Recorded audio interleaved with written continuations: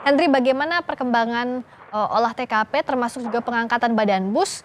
Ini sudah dikaitkan ke alat berat, apakah sudah berhasil untuk dipindahkan?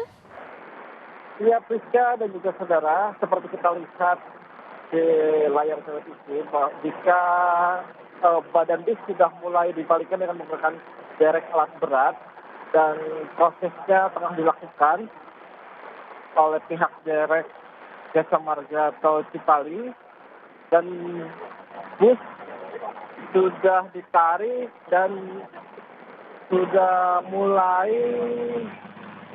bisa dibalikan setengah badan dan sebentar lagi akan bisa dibalikan.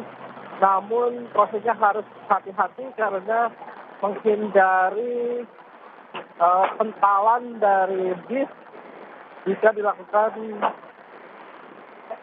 Seperti kita lihat, bis sudah mulai bisa dibalikan badannya, namun petugas melakukannya secara pelan-pelan agar tidak terjadi hal-hal yang tidak diinginkan. Ya.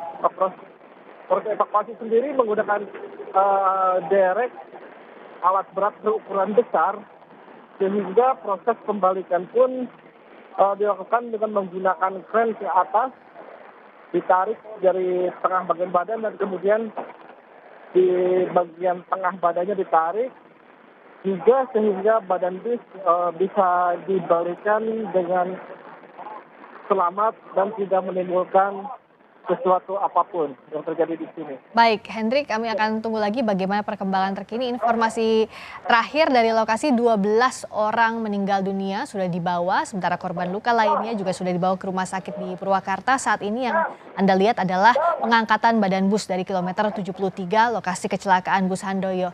Breaking News Kompas TV kami akhiri sampai di sini. Sapa Indonesia Malam kembali sesaat lagi.